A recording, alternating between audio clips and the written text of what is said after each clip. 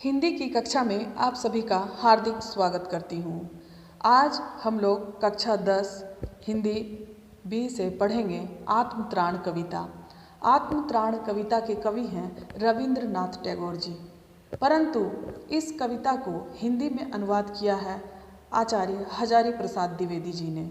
और इस पाठ के माध्यम से बहुत ही सहजता और सरलता से कवि ने हमें विपत्तियों का सामना करने की प्रेरणा दी है।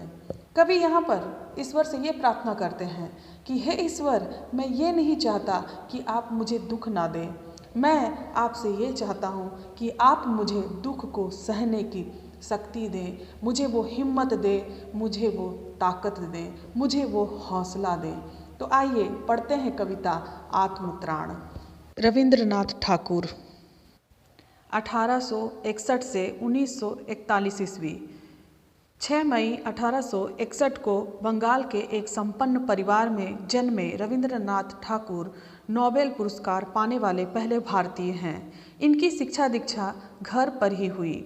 छोटी उम्र में ही स्वाध्याय से अनेक विषयों का ज्ञान अर्जित कर लिया। बैरिस्ट्री पढ़ने के लिए विदेश भेजे गए, लेकिन बिना परीक्षा दिए ही लौट आए। रविंद्रनाथ की रचनाओं में लोक संस्कृति का स्वर प्रमुख रूप से मुखरित होता है। प्रकृति से इन्हें गहरा लगाव था। इन्होंने लगभग 1000 कविताएं और 2000 गीत लिखे हैं। चित्रकला, संगीत और भाव नृत्य के प्रति इनके विशेष अनुराग के कारण रविंद्र संगीत नाम की एक अलग धारा का ही सूत्रपात हो गया। इन्होंने शांति निकेतन नाम की एक शैक्षिक और सांस्कृतिक संस्था की स्थापना की। यह अपनी तरह का अनूठा संस्थान माना जाता है। अपनी काव्य कृति गीतांजलि के लिए नोबेल पुरस्कार से सम्मानित हुए रविंद्रनाथ ठाकुर की अन्य प्रमुख कृतियां हैं नैवेद्य, पूर्वी, बालका, क्षणिका, चित्र और सांध्या गीत, काबुलीवाला और सैकड़ों अन्य कहानियां, उपन्यास, गोरा, घरे, बायरे और रविंद्र के निबंध। इस पाठ को पढ़ने से पहले कुछ प्रमुख बिंदुओं पर हम लोग चर्चा करेंगे। हम लोग जानेंगे कि क्यों ये कविता लिखी गई है। तैरना चाहने वाले को पानी में कोई उतार तो सकता है, उसके आसपास भी बना रह सकता है, मगर तैरना चाहने वाला जब स्वयं हाथ पांव चलाता है तभी तैराक बन पाता है।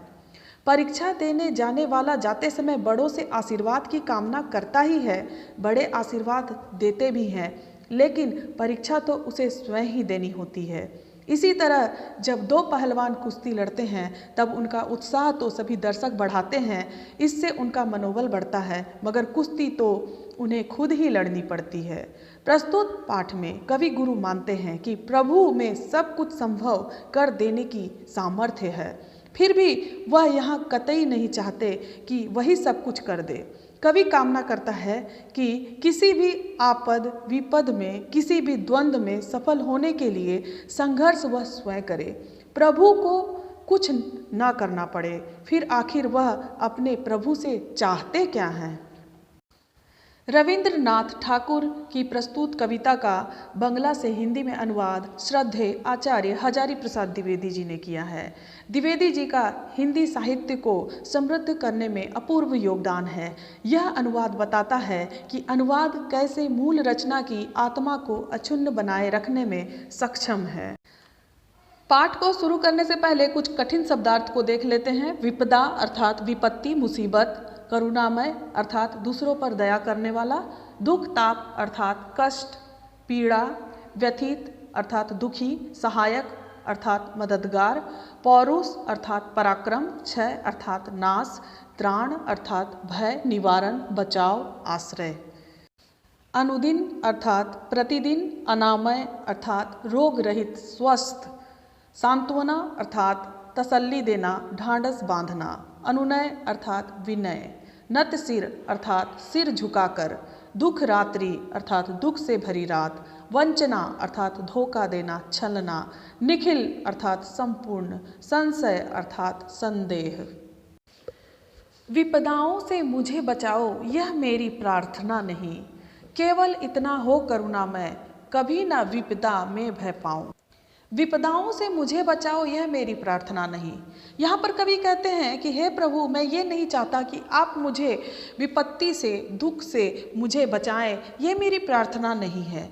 और मैं सिर्फ इतना ही चाहता हूँ, केवल इतना हो करुणामय, हे दयालु, हे ईश्वर, केवल इतना हो कि कभी न विपदा में पाऊँ भय। मैं कभी भी विपदा में, विपत्ति में, कष्ट में, दुख में भय ना पाऊँ। मैं कभी भी उससे डरूं नहीं, भयभीत ना होऊं। दुख ताप से व्यथित चित्त को ना दो सांत्वना नहीं सही, पर इतना होवे करुणामय, दुख को मैं कर सकूं सदा जय। यहाँ पर कवि कहते हैं कि जब मेरे जीवन में दुख हो और जब मेरा मन व्यथित हो और चिंतित हो, हे करुणामय, हे ईश्वर, तुम मुझे सांत्वना, दिलासा, ढांढस नहीं दो ना ही सही, पर हे करुणामय, हे दयालु, हे ईश्वर, इतना हो कि दुख को मैं कर सकूं सदा जय, अर्थात मैं हमेशा दुख पर जय प्राप्त कर सकूं, मैं कष्टों को पार लगा सकूं, उससे विजयी हो सकूं। कोई कहीं सहायक ना मिले तो अपना बल पौरुष ना हिले। यहाँ पर कवि कहते हैं कि जब हम विपत्ति में हो, जब मैं कष्ट में रहूं, जब मैं दुख में रहूं, तो कोई अगर मुझे सहायता करने वाला ना मिले तो फिर भी मेरा बल, पौरुष, मेरा पराक्रम, मेरा पुरुषार्थ कभी भी डगमगाए नहीं, कभी हिले नहीं। हानि उठानी पड़े जगत में, लाभ अगर वंचना रही, तो भी मन में ना मानू छै। हे प्रभु, अगर मुझे इस जगत में हानि उठानी पड़े, मुझे लाभ ना हो और मुझे सिर्फ हानि ही हानि उठानी पड़े, वंचना अर्थात मुझे लोग धोखा दे, तो फिर भी मैं अपने मन में हार ना मानूं और उस दुख को क्षय करूं, उस दुख का नाश करूं। मेरा त्राण करो अनुदिन तुम, यह मेरी प्रार्थना नहीं। बस इतना होवे करुणामय, तरने की हो सकती अनामय। मेरा त्राण करो अनुदिन, अनुदिन अर्थात प्रतिदिन, और त्राण अर्थात बचाव या रक्षा करना। यहाँ पर कवि कहते हैं कि हे प्रभु, तुम मेरी रक्षा प्रतिदिन ना करो ना सही, परंतु बस इतना होवे करुणामय, पर हे करुणामय, आप इतना कीजिए कि तरने की हो सकती अनामय। अनामय अर्थात रोग मुक्त और स्वस्थ रहकर मैं उस दुख से लड़ सकूं, मुझे उस दुख से तरने की, उबरने की मेरे अंदर शक्ति हो। मुझे इतनी शक्ति दीजिए कि मैं उस दुख से उबर पाऊं, उससे निकल पाऊं, मेरे अंदर वो शक्ति भर दीजिए।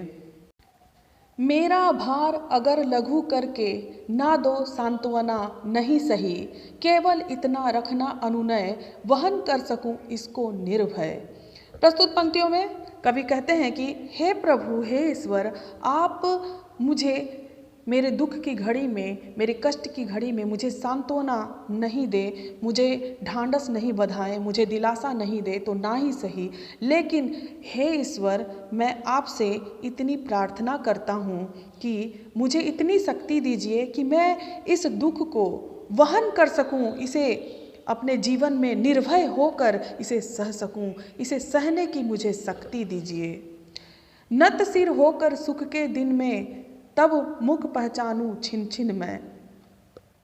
प्रस्तुत पंक्तियों में कवि कहते हैं कि नत सिर होकर, अर्थात मैं अपने सिर को झुकाकर सुख के दिन में भी, जब कवि के जीवन में सुख के दिन भी हो और जब वो अपने सिर को झुकाए तो वो हर पल ईश्वर को याद करे, वो ईश्वर को सुख के दिनों में भी भूलना नहीं चाहते हैं और कहते हैं तब मुख पहचानूं छिन छिन मैं, और मैं हर पल अपने सुख के दिनों में भी हे प्रभु आपको याद करूं।